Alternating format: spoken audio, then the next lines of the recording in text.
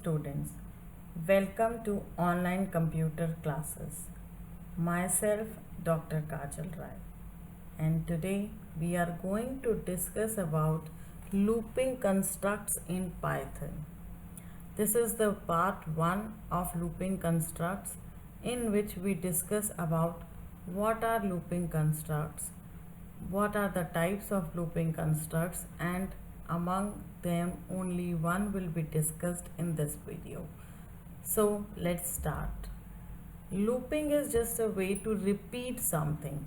That means it is the iteration to repeat some sequence of statements, sequence of code which we write. If we want to repeat it, whether it can be repeated definite number of times or indefinite number of times, but it can be repeating, and this repeating statements are called iterations.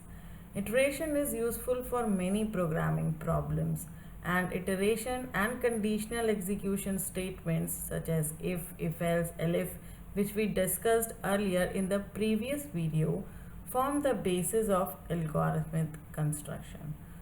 So let's start with the first looping constructs in Python, which is while loop. A while loop also executes or repeats a sequence of instructions. The while statements has the given general form like this.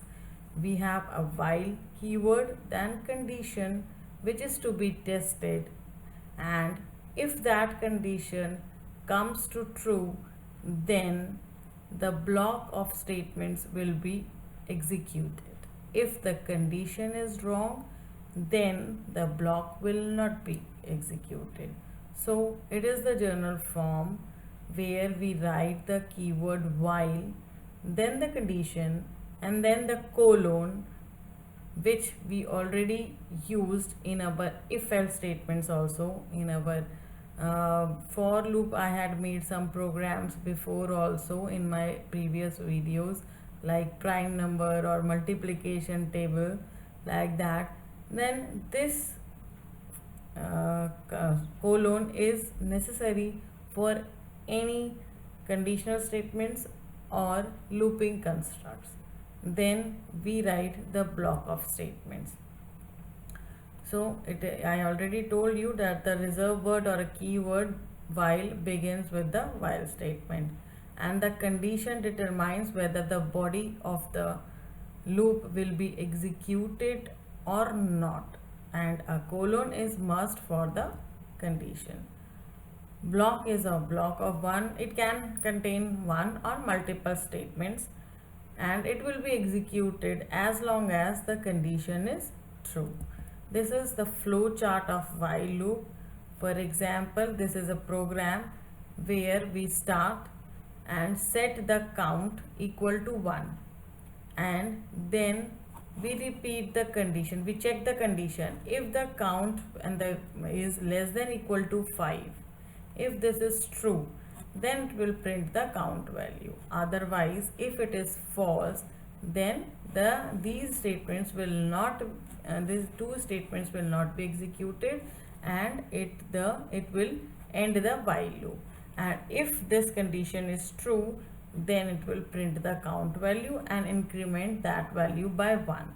And when it is incremented, then it will again go to the conditional checking, where decision is to be made that if the count value is after incrementing is less than or equal to 5 or not. And same process repeated a definite number of times here, which is 5 only.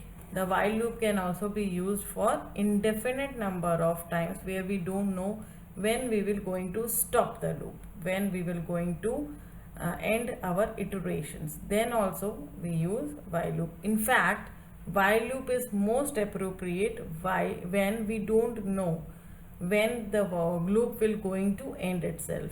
So it is definitely more efficient or most suitable for indefinite looping constructs. So this is the flowchart of that. And now let's start with the program here. this is the program I had made in while loop. In Jupyter Notebook, we already know how to start the Jupyter Notebook and how to give this uh, statement or this heading. Now let's start with the looping constructs of our while loop. Here I declared a variable entry which I assigned the value 0.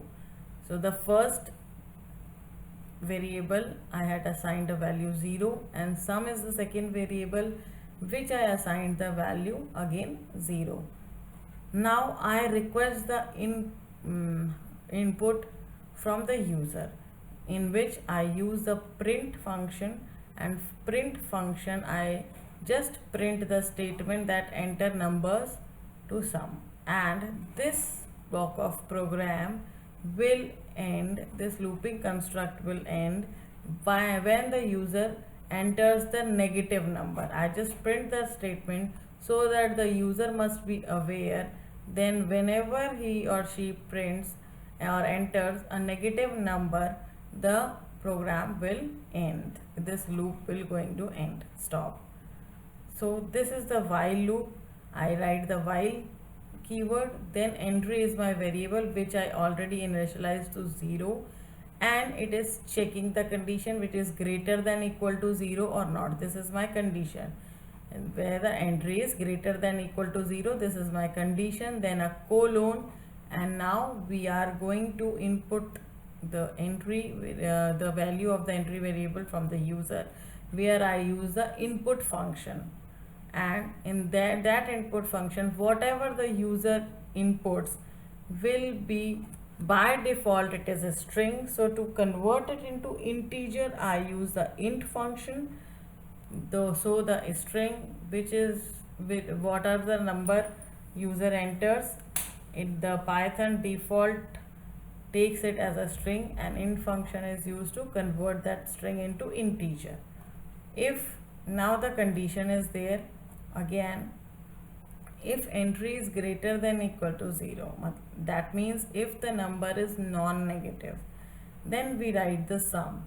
This we are going to sum all the values, that is why we are going this if conditions over there here, and sum is equal to sum plus entry. This is the short form of this plus equal to operator, and if the number is non-negative, then only the sum will going to happen, and whenever user enters any negative number, then this loop will going to end, and the print function is used for displaying the sum in the end when the loop construct gets over while entering the negative number. So let's start by executing this block of code. Here the statement is given, enter numbers to sum, negative number ends list. This shows that we have already print the statement. Now if I am going to use a 2 input, then 5, then 7, we don't know when the input will end. Only a condition is that if we enter a non-negative number, that means it is indefinite loop. You don't know when the user will input a negative number, you don't know about it, you just trying to insert more and more numbers. Now if there is a negative number, then the loop will ends and the sum will be displayed like this. I hope you understand the looping construct of while loop. It is very easy to use it in any programming language. Here specifically in Python, I give the syntax all about. One thing you have to note it is, when you write any statement, any looping construct or any conditional statement, then the statements or block followed under that should be indented properly, because Python take it very seriously to indent any statement. So you have to be very careful while you are using any loop or conditional statements. Thank you.